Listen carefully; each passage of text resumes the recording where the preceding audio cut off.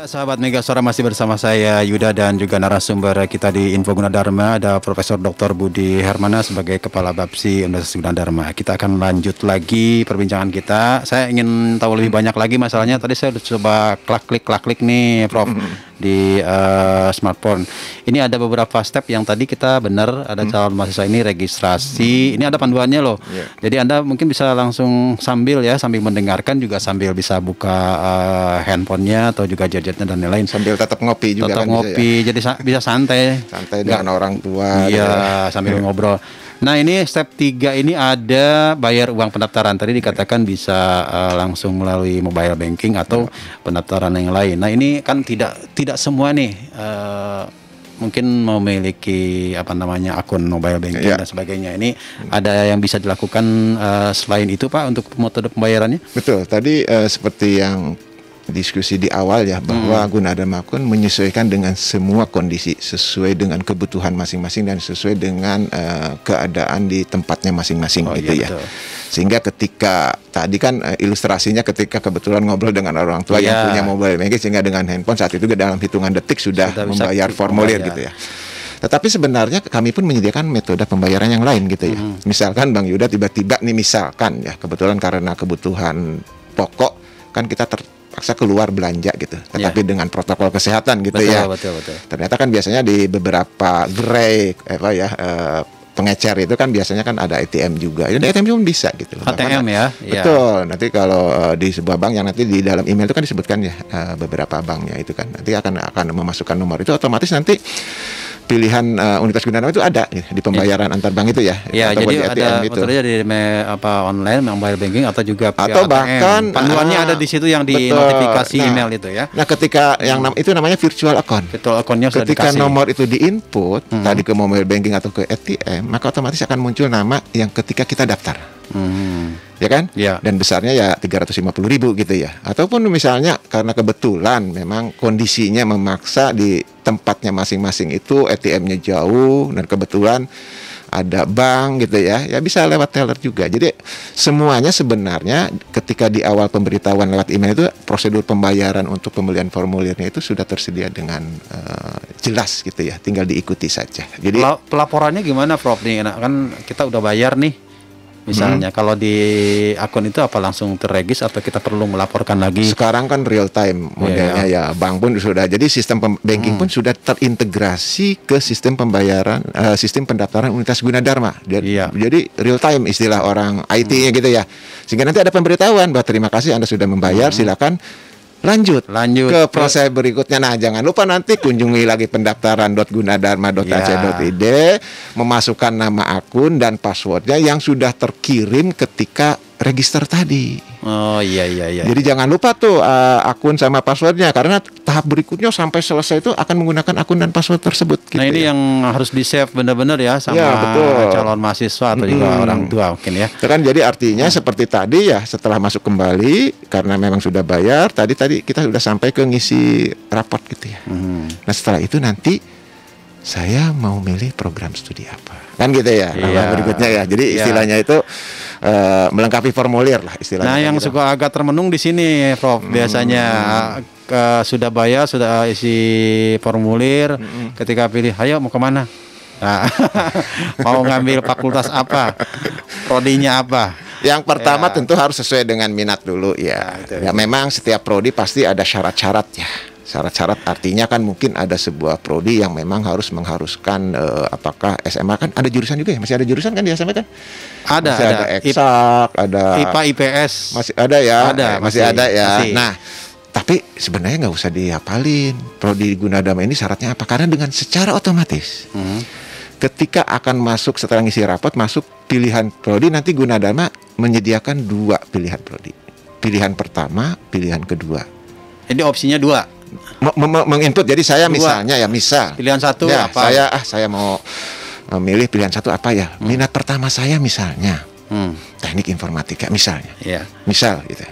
Karena nanti pilihannya akan muncul dengan otomatis sesuai dengan jurusan SMK atau madrasah aliyahnya gitu loh. Oh ya, tidak lintas minat ya. Ya ada lah beberapa prodi kan memang harus mensyaratkan misalnya kayak kedokteran gitu kan. Kalau kedokteran memang khusus ya, tidak jalur yang pendaftaran ini karena memang itu termasuk prodi baru ya. Beda ya. Tapi intinya pasti ada syarat jurusan. Tetapi ada juga yang prodi yang memang semua jurusan ada gitu. Nah, nggak usah dihafalin Bang Yuda. Karena nanti pilihannya otomatis disesuaikan gitu loh. Ketika input itu akan muncul misalkan dulunya apa di SMA jadi akan muncul. Jadi kalau memang, tapi pertama minat lah saya tadi kan milih pilihan pertama teknik informatika. Betul. Yang kedua saya milih misalnya teknik industri, misalkan. Kan gitu ya. Ya sudah sebenarnya melengkapi formulir tinggal submit. Itu yang jangan lupa tadi ketika nginput nilai rapot itu kan scan semester 4 dan 5-nya harus diupload. Ya, itu penting ya. Penting ya. Nilai apa basic nilainya juga ada kali ya untuk ini. Ya.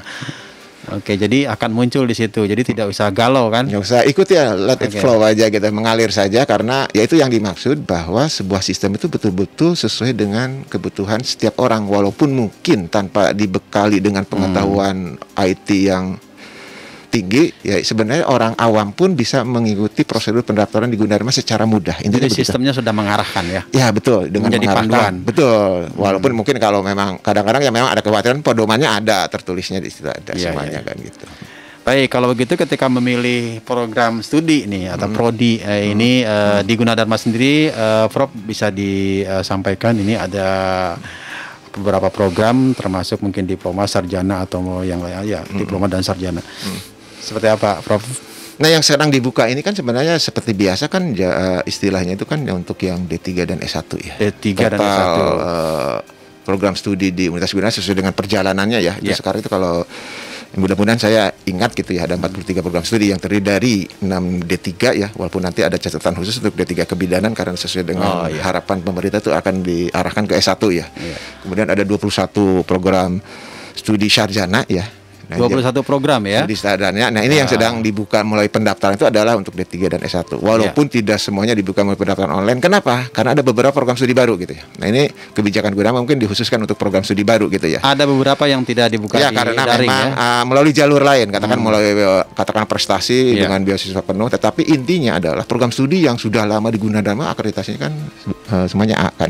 Intinya kan begitu. Betul. Nah, ini yang menarik sebenarnya sekali lagi dari sisi tadi yang pertama kan ketika memilih program studi pertama harus dari minatnya dulu. Minat ya. Kemudian yang kedua paling orang tuh kan nanya emang akreditasinya apa? Gitu kan gitu ya. Tapi kadang suka debatable nih Prof antara anak dan orang tua biasanya. Ya betul, betul. Nah ini biasanya biarlah itu adalah dinamika keluarga gitu biarlah ya. Menjadi sebuah diskusi positif ya. Tapi intinya sebenarnya kan itu ada semacam diskusi antara anak dan orang tua tentang masa depannya gitu ya. Beda visi kali ya. Betul. Tetapi insya Allah lah apapun yang menjadi minat dari si mahasiswa, insya Allah dengan Gunadarma kan sesuai dengan tagline ya bersama Yuji masa depan diraih saat ini. Dan kita bisa mulai awalnya lah dengan mendaftar ke Universitas Gunadarma dan memilih prodinya gitu ya. Yang mana? Betul. Ayo. Nah setiap langkah itu pasti ada pemberitahuan lah. Makanya tadi saya pastikan email dan handphonenya benar. Karena setelah itu apa langkahnya? Apa langkah berikutnya? Setelah semuanya beres pengisian formulir kan nanti pasti nunggu seleksinya gimana hasilnya kan gitu, betul gak? Nah ini jeda, ada kan dari melengkapi formulir, memilih prodi dan lain-lain. Terus kan pengumuman seleksinya ada rentang waktu berapa lama nih? Biasanya kan suka ditunggunya apakah ada kisaran cuma lebih cepat atau seperti apa? Ya. Yang namanya pendaftaran setelah Februari kan cukup panjang ya. Tapi biasanya kita kan disesuaikan ya. Kalau dari prosedur tetap kami itu ya paling lambat tuh misalnya seminggu pun bisa udah keluar hasilnya. Tapi intinya kan tergantung tren pendaftarannya. Biasanya makin kesini kan makin naik nih. Sehingga pengumuman pun harus dipercepatkan gitu ya. Mepet biasanya ya, makin mepet artinya pendaftaran tuh membludak gitu ya, membludak gitu kan mendingan kita setelah sekian umumkan dulu. Nah, sekarang dengan era daring serba cepat gitu lah, sehingga nanti pengumuman yang dua pilihan itu akhirnya diterima atau tidak kan gitu biasa yang pengumuman yang dinanti itu ya. Iya. Dan itu pun pasti akan diberitahukan lewat email dan handphone gitu bahwa sudah ada hasil seleksi masuk lagi login diterima di fakultas apa gitu kan. Tadi kan menginput dua program pilihan. Studi. Nah, itu hasilnya gimana? Itu namanya itu peringkat ya, grading ya. Kita itu ada AA, A dan B. Oh gitu. kenapa peringkat ini sangat penting juga nanti ada kaitannya dengan, nah mulai nih ada pembayaran kuliah kan gitu ya. Nanti untuk 2 prodi itu akan keluar nih hasilnya, apakah AA untuk yang peringkat 1-nya atau yang peringkat 2-nya juga AA, karena memang kebetulan prestasi calon mahasiswa itu sangat baik gitu ya.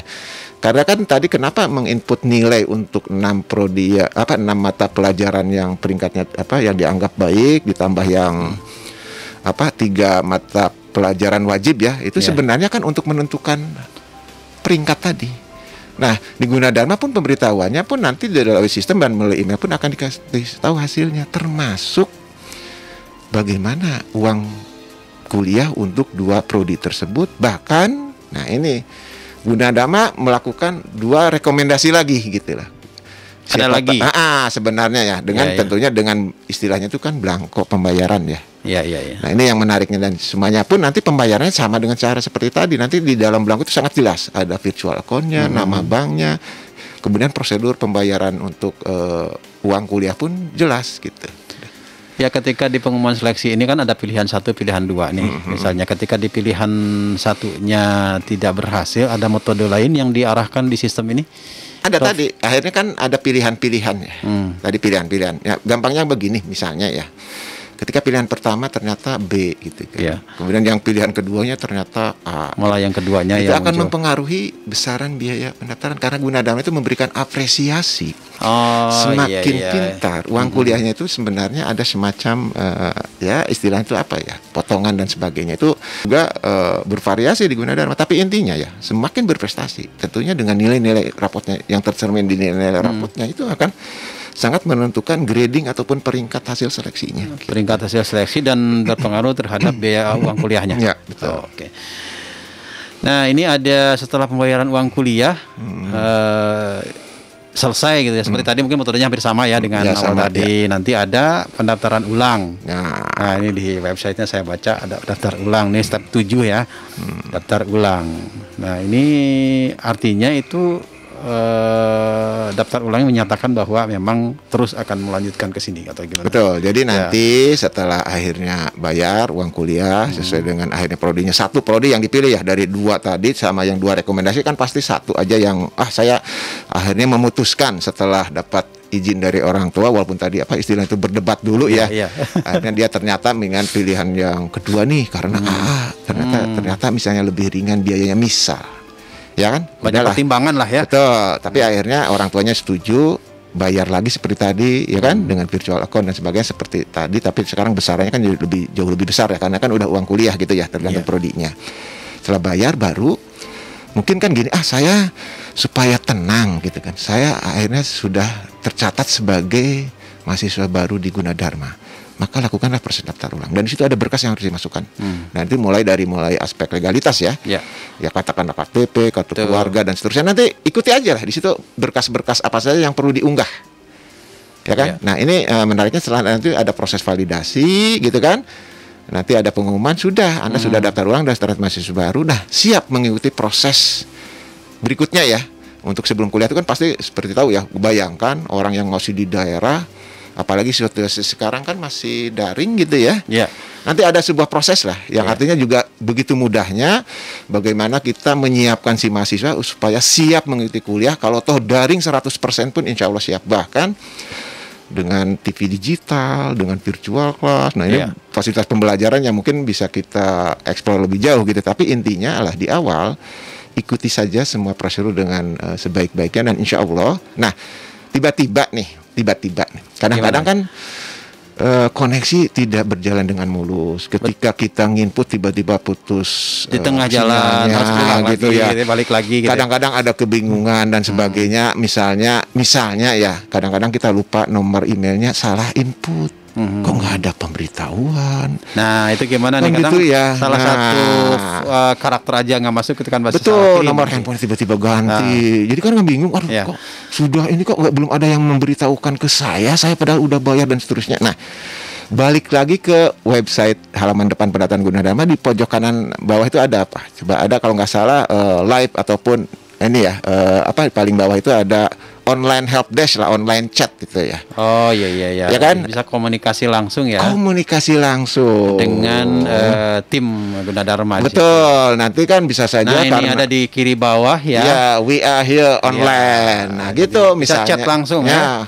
Email udah keterima, sudah bayar, tapi kok saya belum menerima apapun gitu. Mungkin tadi sudah merasa benar email, ternyata typo gitu, salah ketik gitu ya. Ya nggak ada pemberitahuan. Nah, untuk itu jangan sungkan-sungkan. Ini online-nya juga 24 jam. Hubungi saja nomor nopennya kan biasanya mahasiswa baru kan ada nopen dulu ya, nomor pendaftaran ya. Iya, betul. Kan bisa saja nopen saya ini benar-benar kok udah lama kok saya tidak beritahu. Nanti otomatis akan yang mengecek. Iya.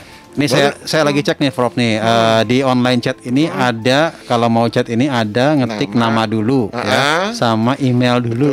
Nah, ini pas online chatnya kan bisa sekaligus verifikasi nih emailnya. Email saya yang ini loh ya. Sama nomor handphone juga di sini. Ada tiga input data yang memang harus dimasukkan, nama, email, dan nomor telepon. Saya kira ini akan turut memudahkan. Jadi mengkoreksi. Kalau toh ada beberapa kendala, karena kadang tidak bisa dipastikan ya sinyal itu, ataupun tadi ya misalnya ya gangguan koneksi. Tadi saya sudah moto raport semester 4-5 kok gagal upload misalnya, karena kan besarannya kan diatur, atau mungkin kadang-kadang masalah teknis lainnya, teknis ukuran jangan misalnya. sungkan-sungkan hubungi online helpdesk ini. Dan itu tim Gunadarma menyediakan orang-orang yang berdedikasi untuk melayani dengan sebaik-baiknya calon mahasiswa baru.